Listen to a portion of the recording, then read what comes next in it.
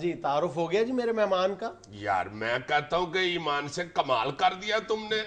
دنیا میں جو واحد آدمی ہے، ایک واحد کارنامہ جنہوں نے کیا ہے، اور کو ہے ہی نہیں اس طرح کا بندہ. ان کے ساتھ دیکھو ایک ہی صوفے پہ آئی ایم سٹنگ ہیئر. کہاں پر میرا شکریہ ادا کرو گے. ایمان سے اس بات پہ واقعی میں دل سے شکریہ ادا کروں. اچھا ڈاکٹر صاحب، میں تو اس وقت سے بالکل پاگل ہی ہو گیا ہوں، پائل ہو گیا ہوں. یہ اتنا بڑا کام، اتنا اہم کام جو ہے، یہ آپ کے ذہن میں آیا کیسے کہ یہ ایسے ہونا چاہیے؟ ہاں جی جناب عزیز، بات یہ ہے کہ سب سے پہلے تو میں عرض کروں گا کہ میں نے اسماء النبی پہ جب پی ایچ ڈی ہو گئی میری، اور یہ اعزاز مجھے یہ الگ ایک آپ کا اعزاز ہے اور بہت بڑا اعزاز ہے، اور میرے لیے یہ بہت نسبت ہی بہت بڑی ہے. تو اس کے بعد میرا خیال ہوا کہ میں قرآن کریم پر کوئی بہت بڑا کام کروں. تو میں نے سوچا کہ کسی تفسیر کی تلخیص کر دوں. معارف القرآن کے بارے میں سوچا، پتہ چلا انڈیا سے اس کی تلخیص ہو گئی. اچھا. تفسیر ابن کثیر کے بارے میں سوچا، پتہ چلا اس کی بھی ہو گئی.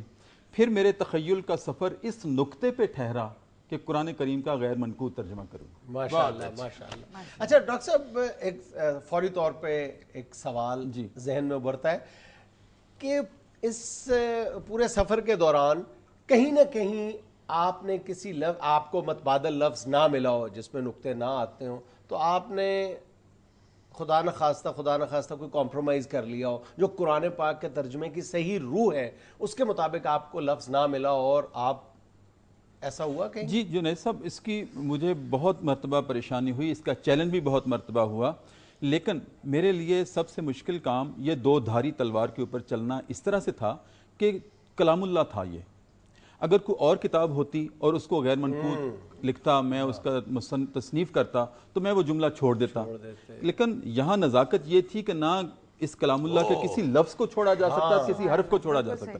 اگر میں چھوڑ دیتا یا کمپرومائز کر لیتا پھر قرآن نہ رہتا. اچھا ڈاکٹر صاحب، یہ کتنی دیر میں آپ نے یہ سارا کارنامہ انجام دیا؟ یہ جناب عزیزی میں نے صرف 2 سال میں 14 مئی 2011 کو شروع کیا اور 30 مئی 2013 کو الحمدللہ. یہ بات بھی ناقابل یقین ہے کہ آپ نے صرف 2 سال کی مدت میں یہ کارنامہ انجام دیا. اچھا ڈاکٹر صاحب، اس دوران کبھی جب پورا قرآن پاک 30 سپارے کہیں آپ مایوس ہو گئے ہوں، چھوڑنا چاہا ہو کہ بہت مشکل کام؟ جیسے وہ بتا رہے ہیں وہ چاچے اکبر کے رتن نے چھوڑ دیا. جی میں عرض کروں گا کہ مشکل تو بہت پیش آئی.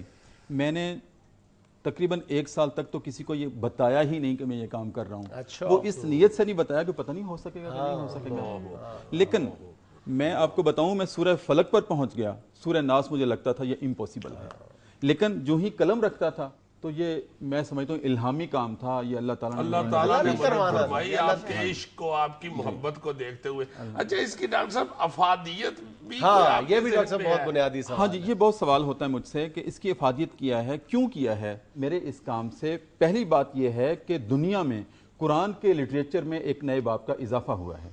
دوسری بات یہ ہے کہ میں سمجھتا ہوں کہ قرآن کریم جب نازل ہوا تھا وہ بھی غیر منقوط نازل ہوا تھا. بالکل ٹھیک ہے، بالکل ٹھیک ہے. نازل بھی غیر منقوط ہوا تھا. اور آج 1400 سال بعد میں سمجھتا ہوں اس کا ایک ایسی زبان میں غیر منقوط ترجمہ ہونا جو خود تنگی دامہ کا شکار ہے الفاظ کے لحاظ سے. عربی تو بہت ریچ لینگویج ہے، تو اس زبان میں اس کا ترجمہ ہونا یہ ایک معجزے سے کم نہیں ہے. اور اس دور میں جہاں پہ بڑی بے وقوفوں والی حرکتیں اللہ معاف کرے انسان کر رہا ہوتا ہے، کئی شوز میں آپ دیکھتے ہیں کہ جی یہ بھائی صاحب جو 4 کھڑے ہیں ان میں سے دیکھتے ہیں 5 منٹ میں سب سے زیادہ یہ ابلے ہوئے انڈے کون چھلتا ہے. ابھی دیکھتے ہیں جناب کہ 2 منٹ کے اندر یہ کتنے برگر کھائیں گے. اب تو مجھے یہ بتاؤ، حالانکہ برگر کھانے سے کوئی فائدہ اس کو بیچارے کو کیا ہونا ہے. اب تو مجھے یہ بتاؤ کہ ہم چھوٹے چھوٹے کارنامے سر انجام دینے والوں کو کتنے سرکاری اور غیر سرکاری اعزازات سے نوازتے ہیں اور ان کو انعامات کی بارش کر دیتے ہیں.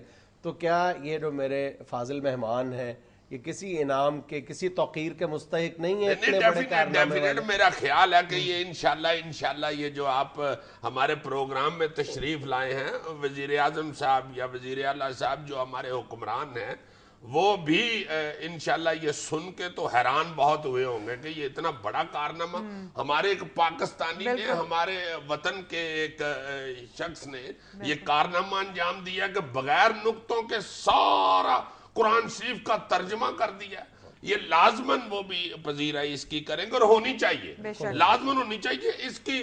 میرا خیال ہے اشاعت جو ہے وہ اگر آپ وہ میں چاہتا ہوں کہ وہ سرکاری اہتمام ہونا چاہیے. میں سمجھتا ہوں کہ اس کو حکومت کو، میں صدر اور وزیر اعظم کو اس کی مبارکباد دیتا ہوں اپنے کام سے. میں ان کو مبارکباد دیتا ہوں.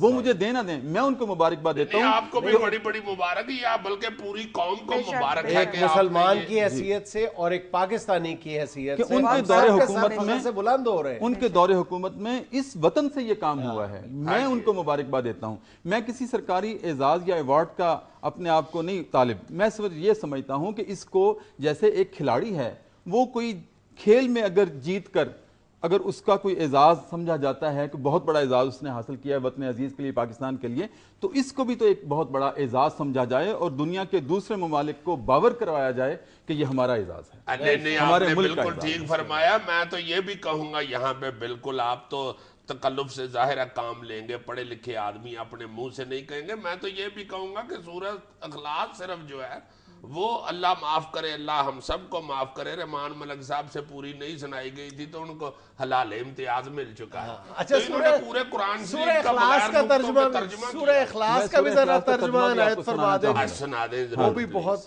جی، میں اس کا مختصر سا ترجمہ ہے لیکن بہت خوبصورت ہوا ہے. میں وہ سنانا چاہوں گا. بسم اللہ الرحمن الرحیم. اللہ کے اسم سے رحم والا اور لامحدود رحم والا ہے. قل هو اللہ احد، کہہ دو کہ اللہ احد ہے. ہاں، اللہ احد ہے. واہ. اللہ الصمد، اللہ الصمد، اس کا ہم ترجمہ کرتے ہیں اللہ بے نیاز ہے. وہ کیوں اللہ نے کہا کہ میں بے نیاز ہوں؟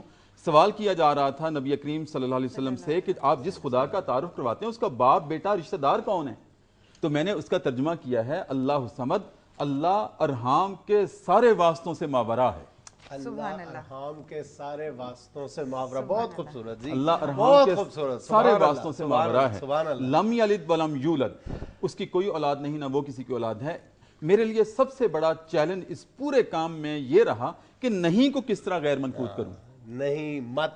ہاں جی، واہ. کہ اس کی کوئی اولاد نہیں. پھر میں نے اس کا ایسے ترجمہ کیا کہ سوال ہی معدوم، لم یلد ولم یولد، سوال ہی معدوم کہ اس کی کوئی اولاد ہو کہ وہ کسی کی اولاد ہو.